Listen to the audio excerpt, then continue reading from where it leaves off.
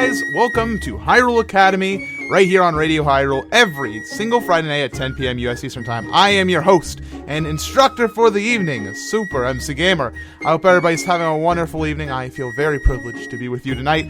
We have a very exciting topic this week, and a lot of very exciting music to listen to. So, before we get into that, though, I do want to quickly go over what you guys have listened to just before the show started, and that was Secret Seashells by Miku. Miku was a new artist to my brain and to my ears this week, but I did very much enjoy that remix. It is Link's Awakening remix, and it doesn't quite fit our topic, but I thought it was a good thing to start us off with. It feels very refreshing, very, very different than what we usually listen to. So many shouts to Miku for that wonderful song. Anyway, guys, we need to talk about something very important to us all today. Birds. Specifically, the Rito people. The Rito people from The Legend of Zelda The Wind Waker are a race that we see inside the game, and it's very exclusive to The Wind Waker. We don't see them even in Phantom Hourglass and Spirit Tracks, if my memory is serving me correctly. And it is it's interesting where they come from, because you may think, where do these birds come from? Well, they come from fish. Don't ask me how, because that's something we're going to discuss later. But the Zoras were a race of very fishy people. They lived in lakes and rivers in Hyrule, and they were an interesting group of people. They had a king. They praised Lord Jabu Jabu, an even big fish, and they did all sorts of wonderful things, including making tunics and making scales, silver scales and gold scales. They did a whole bunch of things, these Zoras, and we're going to talk about the Zoras on another day. But something happens. Suddenly the world floods in a big travesty. We already know all about the flood, and suddenly they're bird people. We're going to discuss how suddenly they're bird people at a later date and time, but they are Rito. They are now the bird people, and they deliver mail, and they attend a dragon, Valu, who rests on top of the island they live on, Dragon Roost Island. And it's very interesting where this all comes from, because there's a lot of questions that kind of, like, there's such a gap if you heard that story, right? It's like the Great Flood happens, and suddenly they're bird people, and we don't really know how that happened, and that's going to be one of our main discussion points for this evening. So I hope you all have your Hyrule stories on hand, and you have the chat open at radiohyrule.com/chatroom, because that's where I will be looking to get some of your opinions and ideas on how this could have happened. But we have some other questions other than just how they became bird people. Why were they become bird people? We have other things to discuss this evening. First off, why do the Rito serve Valu? What did Valu ever do to them? Why do they take care of this dragon? What's going on there? What's their relationship with Valu? Second, how did they become the male people of the Great Sea? I mean, it does make sense because they can fly, but there's fish that can talk. Why can't the fish deliver the mail? That's what I want to know. We have other means of transportation. We have boats. So why do we choose to bring forth the bird people? How did they get tasked with this responsibility? Did they choose it themselves? And lastly, I have one more question for you this evening. What happened to their leadership structure? In the time that they were Zoras to when they became the Rito people, they went from having a king to a chief. And while they are similar, they say very many different things. A king who sits on a throne is different than a chief who discusses and talks with the members of the tribe. The king was in a place far away from everyone else, which kind of put him definitely on both a literal and a metaphorical throne. But the chieftain of the Rito, he seems very personable. He seems to talk with everybody. He talks with I forget the one Rito's name, but he talks with him at the very beginning of the game when you get the delivery bag. Quill, the Rito. I remember now. My brain is functional tonight. Anyway, if you want to discuss any of these questions or ask your own to me, as well as discuss how they suddenly became bird people, you can do so over at radiohyrule.com/chatroom, and we will feature your messages and discussions later on inside the show. But for now, my friends, we have a little bit more music for you. We've got some wonderful music, and we have a guest coming up just afterwards, so get excited for that. But for now, guys, please enjoy the following music. Thank you for tuning on into Hyrule Academy on Radio Hyrule.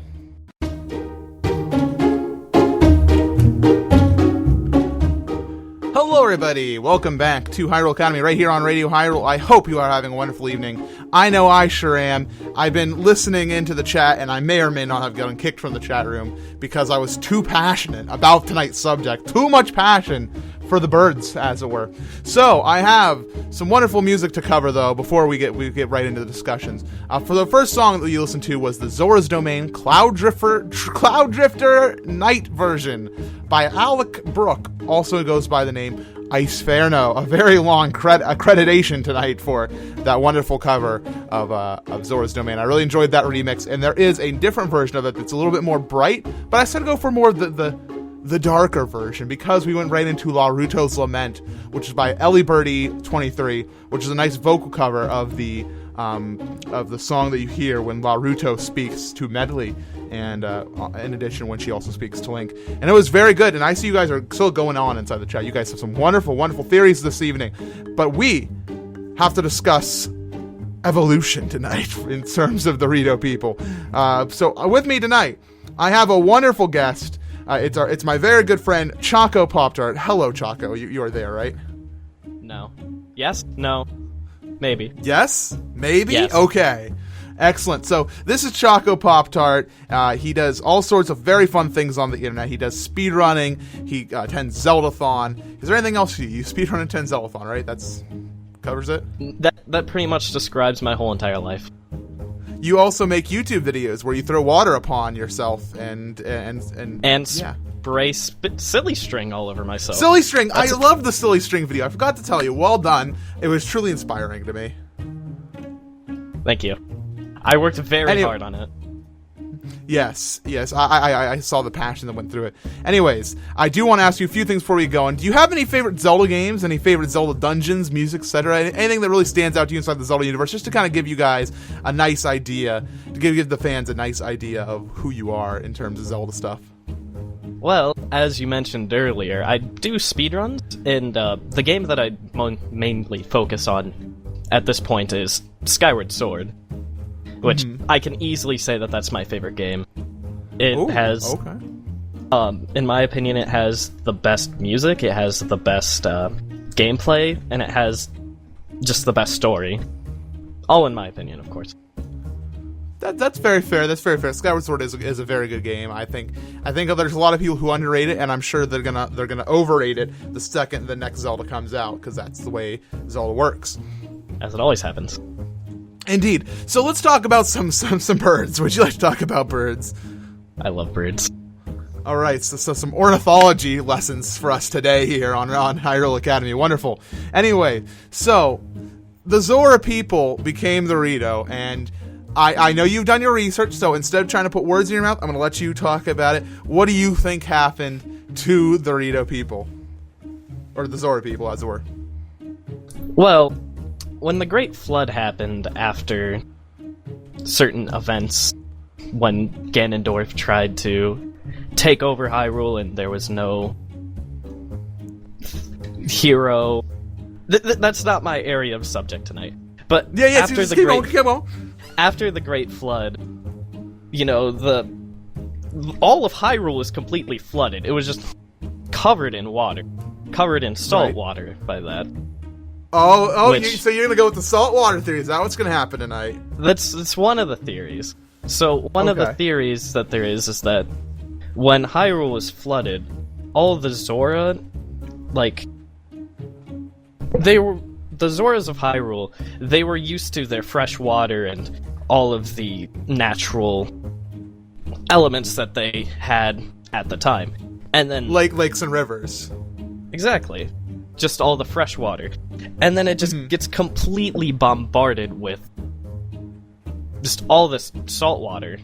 And there are some instances in some of the Zelda games where there are some Zoras that can, swim in salt water, but with the the Zoras that are accustomed to all this fresh water, it would be very much of a surprise to them, and for them, I don't think that they would be able to adapt very well that quickly to all of that water. But wait, okay, so they can't adapt quickly, so they're not Pokemon. They can't just go brrrp and suddenly wings and become birds. How did that happen? So, when So what happens is the Zora, they can swim through water and they can also live on land. So what happens is that they just completely cut out the water. They're like, we can't deal with this anymore. We've just got to stick to the land. So they go to the land, and from that point, they just start to evolve in some way or another. There's a lot of different theories that this could happen. And Alright. From there, stuff happens, and then in my personal theory, they eventually end up on Dragon Roost Island, and then either Valoo is already there, or Valoo just comes out of nowhere, and they're like, here's some scales, have some wings. Because when the Rito are young, they don't get to develop their wings until they go on their journey and acquire one of Valoo's scales. Which is interesting. Something to matter. Something similar is how Link is given a scale from a Zora, which allows him to swim. Perhaps that's Valoo rewarding them for their assistance in helping the hero that would vanquish Ganondorf. Maybe. Hey, putting that out there, you know. It's a possibility. I also have another theory that I'm going to go into here, because this is this theory that I subscribe to. It's one of my own creation. I haven't read it on the internet, but I've started seeing it more and more ever since I started thinking about it. But this evolution from fish to bird was very fast. It had to be fast because it goes from Great Flood to suddenly flying around. And it's my theory, of course, that the goddesses intervened because they knew that this was happening. They warned the king of Hyrule, they warned the people of the land, saying, take to the mountains if you wish to survive this great flood we're about to do. And it was a very effective flood, to say the least. But what were they going to tell these fish? Like, hey fish, I know that you guys are sentient beings and you're wonderful members of our land. You've always respected the land and all this, but you're all gonna die. Sorry to report. No. They said, we need to protect these people, and so they said, here, we will move these Zoras up to this mountain, and they will be safe. But then they all said, but we're hindering them. We are taking away the power of swimming from them, because we don't want them to discover Hyrule. Because the whole point of sealing Hyrule under the water was so that Ganondorf could not go there again. Nobody could revisit Hyrule. They guarded it with the goddesses' statues and all that. So I think my theory is very, very clear and cut. They wanted to protect Hyrule, so they moved the Zoras on a mountain, but to compensate for taking away their ability to swim, they give them the ability to fly, and they enlist the power of Valoo to help them do that. So that's probably my theory. I don't know. What do you think about that, Chaco? I mean, I can see it being completely plausible. I mean, these are all just theories. It's not like we can just say, this one's wrong and this one's right. It's very opinionated, really. Oh, yeah. So, I mean, that's what we live for. We live for Zelda theories, of course. It's all good stuff. Excellent. All of it. All right.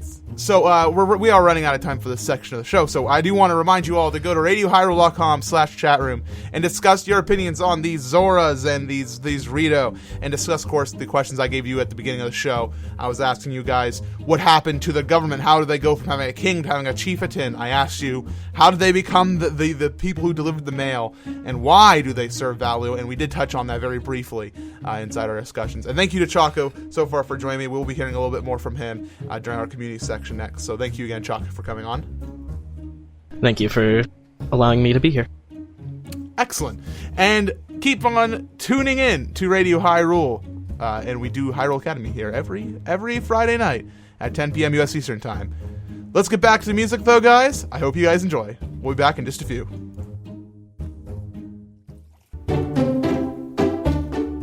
Hey, everybody. Welcome back to Hyrule Academy. I am Super MC Gamer, your host for the evening, and I am here with the wonderful Chaco Pop-Tart. How are you today, Chaco? I am still doing good.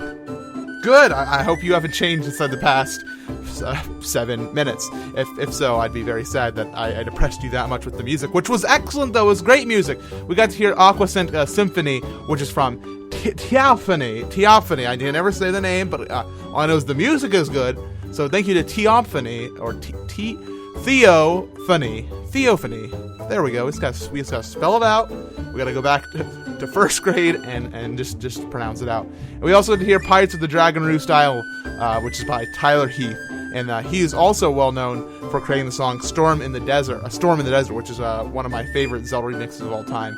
I'm not a huge fan of Pirates of the Dragon Roo Style, but I like it enough. It is a very good song, and I know I got a message saying that somebody really liked it, so I hope I don't bum you out too much by saying I don't think it's my favorite Dragon Roo Style remix, but it's still wonderful. Don't get me wrong, it's wonderful. Anyways, we got to discuss what you guys have been talking about. So, Chaco, we got a lot of comments, didn't we, today? We got a lot of stuff here. Apparently so. Yes, we did. So let's see what we have here. I'm going to pull over my wonderful WordPad. So we started talking, and Captain Trina says, I think Valu is a descendant of the fire dragon from Skyward Sword, because, said dragon was connected with Din, and the Ritos have Din's Pearl. Now, Chaco, you like your Skyward Sword, so what do you got? What do you think about this one? Well, there's not too many dragons that show up in the Legend of Zelda series overall, so I think it could be a complete possibility. But just because both of the dragons are red, I don't think you should instantly connect them. But they are both connected with Din and Eldin. Yeah. We actually last week was it last week? No, it was 2 weeks ago. We connected the Ocean King. We connected the Windfish, and we connected what's that big flying guy's name inside the big whale in Skyward Sword? What's his name? Levias. I should know this. Yeah, Levias. Yeah, we connected all three of them together, and we even made our own theory a couple weeks ago here on the show that they are all the same whale. But let's move on from that, because we'll be in here forever. So yeah, I do support the idea that Valu may be a descendant of the fire dragon, Skyward Sword, Eldin, the fire dragon, that is. So it's a possibility, and somebody here said, I don't have the name here, it's missing, but they were talking about how the Rito are very religious people, and so that they would want, like how they praise Lord Jabu Jabu, they would probably want to do the same thing for Valu, and they'd want to help him however they could, and in return they got the scales from Valu. So that's all very possible. So let's see what we have next here. Gil says, maybe Valu was the one who teaches them to fly. Valu seems to be connected to their flight ability. Also, the government changed with the body and lifestyle chance, obviously. Or change, obviously. And that's all very fair as well. That's pretty much what we just said. So, many shouts to Gil.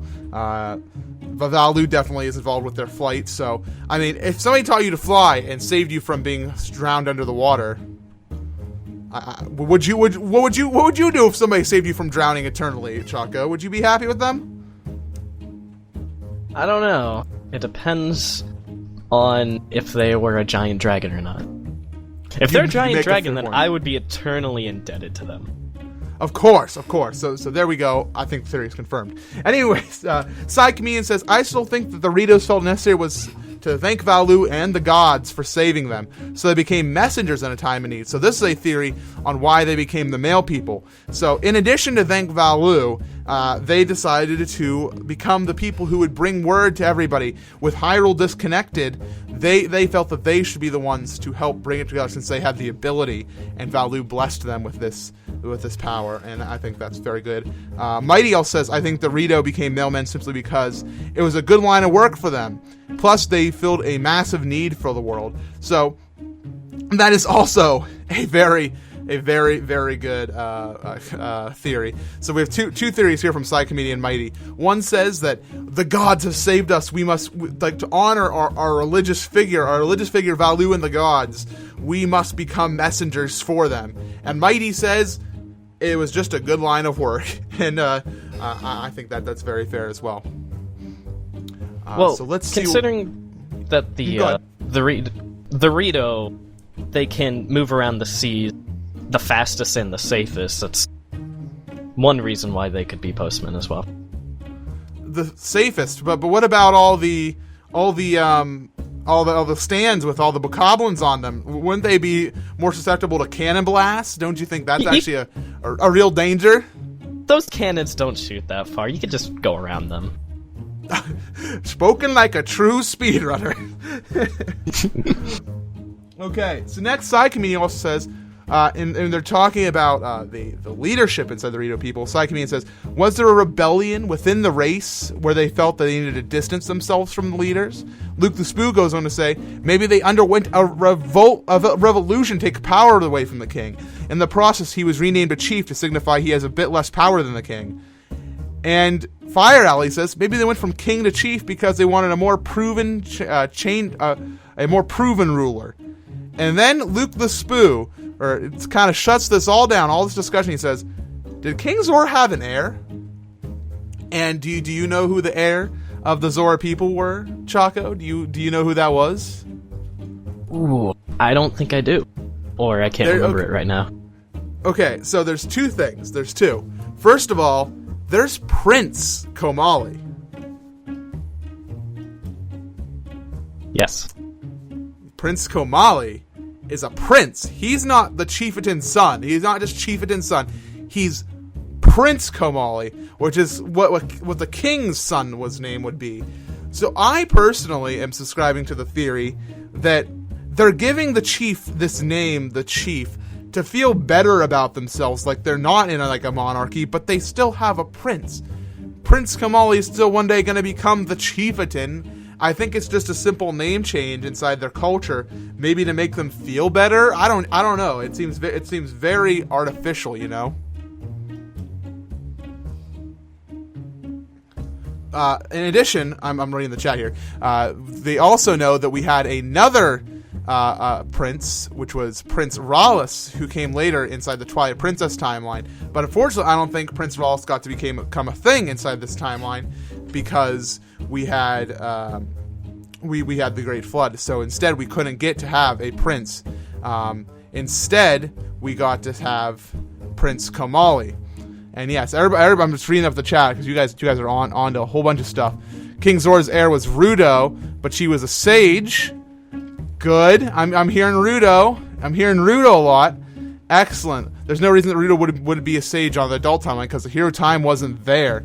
Well, I'm subscribing to this fact that perhaps Rito still had a part in this because Laruto came along and she was a sage as well.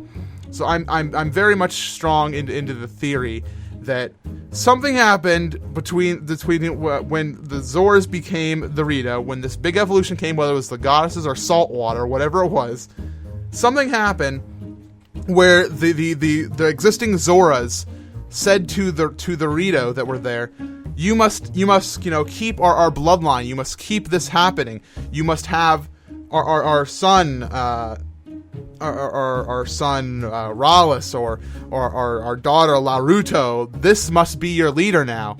But the Rito were against that, and they decided we should have a chieftain, and we should have our chieftain be this guy. And because who is the heir to the throne? It's not Komali. Komali is not the new sage.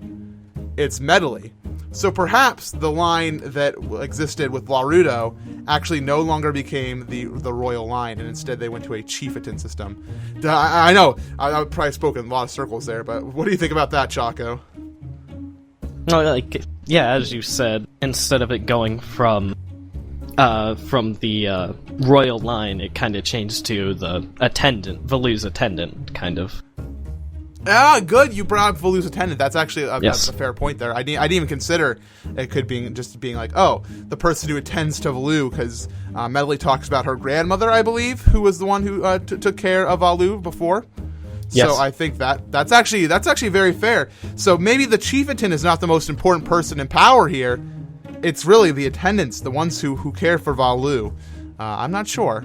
That's some good theories. Anyways, we do need to move on because we'll talk forever about birds people if we don't stop. Anyways, thank you all for watching Radio Hyrule and tuning on into Hyrule Academy every Friday at 10 p.m. U.S. Eastern Time. I almost forgot what day it was. Anyways, please enjoy the music. We'll be back in just a short bit.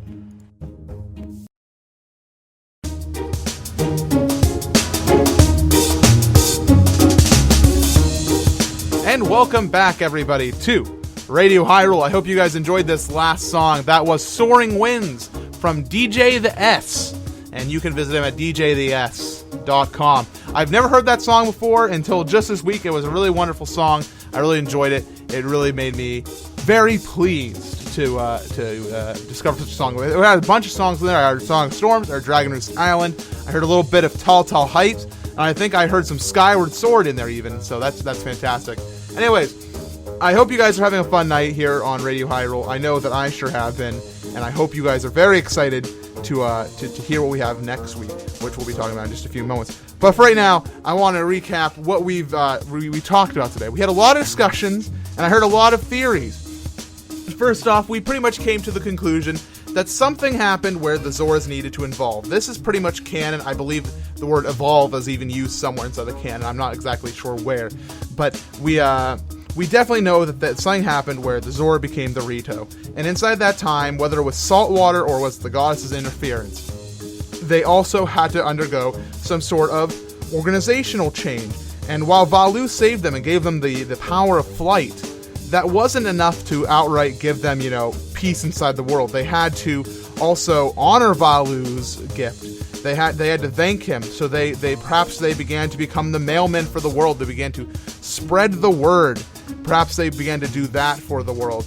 And in addition, they decided to honor him by continuing to hold Din's Pearl and take care of that for him. They also wanted to change up their leadership structure in some way. And we're not exactly sure. This is one topic we couldn't really come to a conclusion on this week.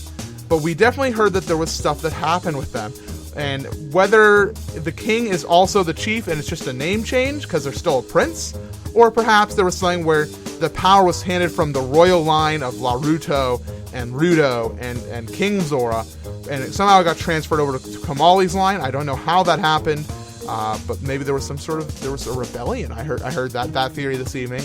We don't know about that. That's some deep theories, my friends, and I don't have the time tonight to talk about that. So keep those theories coming.